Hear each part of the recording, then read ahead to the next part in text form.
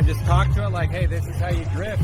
Yeah. Once you get it down, I don't know, just it'll pick it up. But Well, I'll give you a little lesson. So all right. the way this thing functions is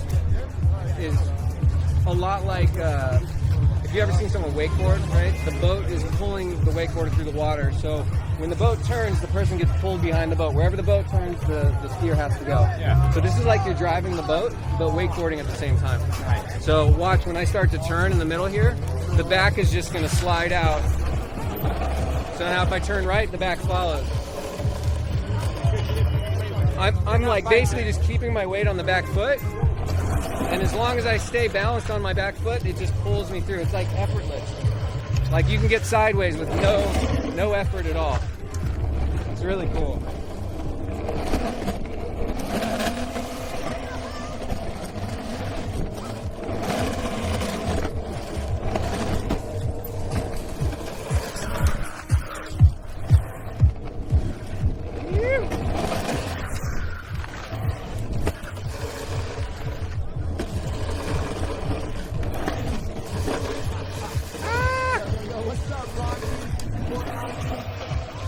That is intense. Super fun. All right. I don't think I'm going to be that intense on it, but Let's get you a helmet. Sure. all right. Let's give it a go.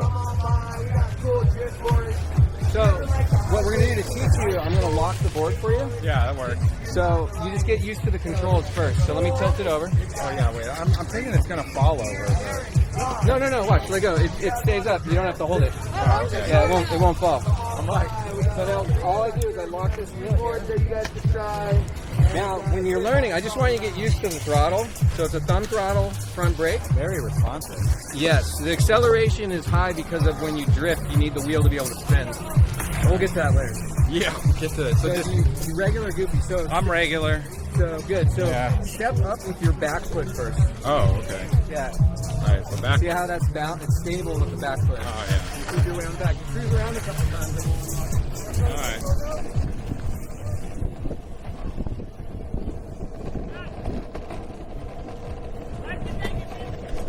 Bad. Oh, okay. Bad.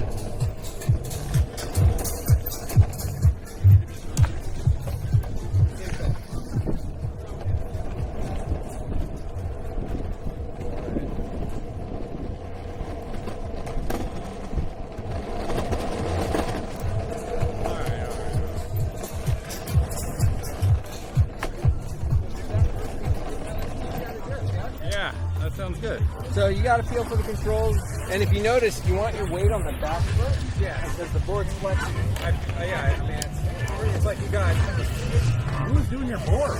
We make them all ourselves. Oh, sweet. Yeah, I designed the prototypes in Venice and then went to China and met with like 6 different factories and we got it all mass produced. Right, back So way on the back. So now that, think of the boat analogy. Just let it pull you around and be ready to keep your weight back and it'll just slide. That's fun.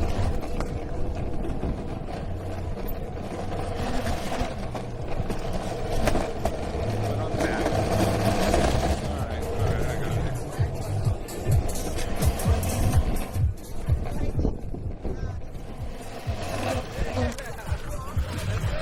Oh, that's fun. It works. You get a tighter turn.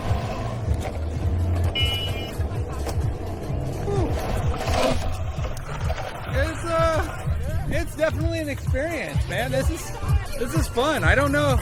Would you cruise around on it just in general around town, or is it just? Yeah, I mean, if you gotta go somewhere and you don't want to, I mean, once you get good at riding it, I almost never lock it anymore.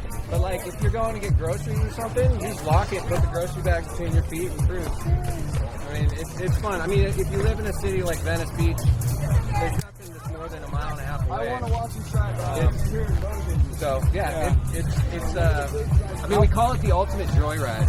I believe it. How fast can you burn through the So an expert rider that's really grinding can burn through a set in one section. Most riders get 17 sections out of a wheel set. And when you buy the board, we send you an entire preset of the center caster wheel. The center wheels last for months, unless you're on really crappy roads, obviously. But yeah, think of it in terms of any other drifting vehicle, the consumables in terms of tires are so expensive. So a $20 set of wheels is not that big a deal to get the same feeling of getting sideways as you would if you're driving a car. And what are these? Are these special? They're special. It's a special shape. It's a urethane. So there's a skateboard compound that we had to identify that doesn't make a honking noise. So most skateboard wheels, when I tested them, it sounded like a goose honking down the street. Like you'd slide sideways and go, ha! And it was obnoxious. And I tested thousands of wheels before I found the right compound. Damn. Yeah. You really had to put a lot of work into it. It was a passion project for the first 3 years. And then 3 years ago, my founder and I, we raised our first influx of cash, and we founded Dryft. Dryft One, actually. Dryft One is the name of the company. And then spent about a year and a half bringing my prototype to a mass production model, which was incredibly, incredibly challenging. I had no idea that it was going to be that complex. You know, making a one-off in your garage is easy.